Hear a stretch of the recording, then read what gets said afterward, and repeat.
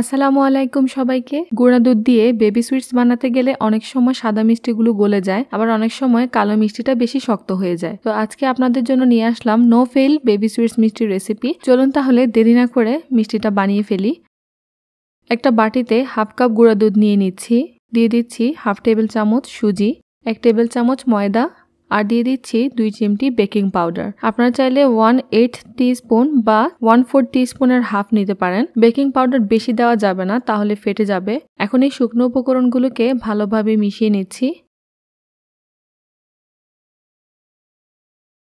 ভালোভাবে মিশিয়ে নেওয়া হয়ে গেলে দিয়ে দিচ্ছি 2 চা চামচ গলানো ঘি, চাইলে তেলও দিতে পারেন। ঘিটা দিলে স্মেলটা ভালো আসে। ঘি দিয়ে ভালো করে ডলে ডলে গুঁড়ো দুধের সাথে মিশিয়ে নিতে হবে। ভালো করে মিশে নেওয়া হয়ে গেলে এভাবে মুট করে দেখব, যদি শেপ হয় তাহলে বুঝবো এটা হয়ে গেছে। এখন রুম টেম্পারেচারে থাকা তরল দুধ 1 টেবিল চামচ করে করে দিয়ে ডোটা তৈরি করে নিব। একসাথে সব দুধ দিয়ে দেওয়া যাবে না, তাহলে অতিরিক্ত নরম হয়ে যেতে পারে। গুঁড়া দুধের উপর ডিপেন্ড করে লিকুইড দুধটা কিছুটা কম বা বেশি লাগতে পারে। আমার এখানে টোটাল 3 টেবিল চামচ লেগেছে আজকে। আর ডোটা বেশ নরম আঠালো হয়েছে। মনে হচ্ছে এই নরম আঠালো ডো দিয়ে মিষ্টি বানানো যাবে না, কিন্তু 5 মিনিট রেখে দিলেই এটা সেট হয়ে যাবে। ফিরে আসলাম 5 মিনিট পর। এখন ডোটা আর হাতে লাগছে না, অর্থাৎ এটা সেট হয়ে গেছে। হাতে কিছুটা ঘি মেখে নিচ্ছি মিষ্টিগুলো শেপ দেওয়ার সুবিধার্থে। সামান্য কিছু ডো নিয়ে হাতের তালুতে রেখে এভাবে গোল মসৃণ শেপ দিয়ে নিতে হবে। মিষ্টিগুলোতে কোনো ক্র্যাক থাকা যাবে না, এরকম মসৃণ হতে হবে। এভাবে একটু সময় নিয়ে সবগুলো বল বানিয়ে নিচ্ছি, যেহেতু ছোট ছোট একটু সময় লাগে। বলগুলো রেডি হয়ে গেলে আর দেরি করা যাবে না, সাথে সাথে কুসুম গরম তেলের মধ্যে দিয়ে দিতে হবে। চুলার আঁচ লোতে রেখে মিষ্টিগুলোকে আস্তে আস্তে ভেজে নিতে হবে। মিষ্টিগুলো ভেসে না ওঠা পর্যন্ত মাঝে মাঝে এভাবে প্যানের হাতল ধরে দুলিয়ে দিব। মিষ্টিগুলো যখন ভেসে উঠবে তখন কিছুক্ষণ অবজার্ভ করবেন। যদি দেখেন মিষ্টিগুলো ফেটে যাচ্ছে, তাহলে সাথে সাথে চুলাটা একটু বাড়িয়ে দিবেন। বাড়িয়ে দিয়ে 1 মিনিটের মতো ভেজে নিলেই দেখবেন আর ফাটছে না। তারপর আবার চুলার আঁচটা লো করে দিবেন। লো করে কিছুক্ষণ ভাজার পর আমি সাদা মিষ্টির জন্য কিছু মিষ্টি তুলে রাখবো। আপনারা দেখে বুঝতে পারছেন মিষ্টিটাতে হালকা কালার এসেছে, একেবারে সাদা তুলে ফেলা যাবে না। একটু হালকা কালার না করলে ভিতর পর্যন্ত কুক হয় না। বাকি মিষ্টিগুলোকে অনবরত নেড়ে নেড়ে লালমোহনের মতো কালার করে নিব। মিষ্টিগুলোতে যখন একটু লালচে কালার আসবে তখন কিছু মিষ্টি তুলে রাখবো। হয়ে গেল আমাদের দ্বিতীয় কালার। আমি আজকে 3 কালার করব। আপনারা চাইলে এভাবে স্টেপ বাই স্টেপ তুলে 4-5 কালারও করতে পারেন। সব শেষের মিষ্টিগুলোতে দ্রুত ডার্ক ব্রাউন কালার আনার জন্য চুলাটা বাড়িয়ে দিতে হবে, কারণ এটা অলরেডি হয়ে গেছে। আস্তে আস্তে ভাজতে গেলে শক্ত হয়ে যাবে। বাকি মিষ্টিগুলোতে ডার্ক ব্রাউন কালার আসার পর তুলে নিচ্ছি। এটাকে কিন্তু খুব বেশি পুড়িয়ে কালো করে ফেলা যাবে না, তাহলে ভিতরে শিরা ঢুকবে না এবং মিষ্টিটাও শক্ত হবে। সবগুলো মিষ্টি ভাজা হয়ে গেছে। এখন আমি চলে যাচ্ছি শিরা তৈরি করতে।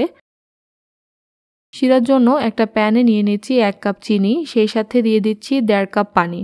2টো এলাচ দিয়ে দিলাম ফ্লেভারের জন্য, চাইলে বাদ দিতে পারেন। আমি আজকে প্যান ইউজ করছি, কিন্তু প্যান ইউজ করলে মিষ্টিটা চ্যাপ্টা হয়ে যাওয়ার সম্ভাবনা থাকে। এখানে মিষ্টি কিন্তু খুব বেশি না, সেই হিসাবে এটা বেশ বড় হয়ে গেছে। আপনারা চেষ্টা করবেন মিষ্টি অনুযায়ী পাতিল নিতে, যাতে মিষ্টিগুলো ফুলে ওঠার পর পুরো পাতিলটা ভরে যায়। যাই হোক, শিরাতে বলক আসার পর মিষ্টিগুলো দিয়ে দিব, কিন্তু তার আগে ধরে দেখতে হবে মিষ্টিগুলো কুসুম গরম আছে কিনা, কারণ মিষ্টিগুলো শিরায় দেওয়ার সময় কুসুম গরম অবস্থায় থাকবে।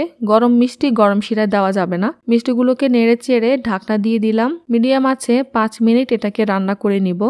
মাঝে মাঝে পাতিলের হাতল ধরে এভাবে দুলিয়ে দিব, যাতে ভিতরের মিষ্টিগুলোর স্থান পরিবর্তন হয় এবং সব দিকে ভালোভাবে কুক হতে পারে।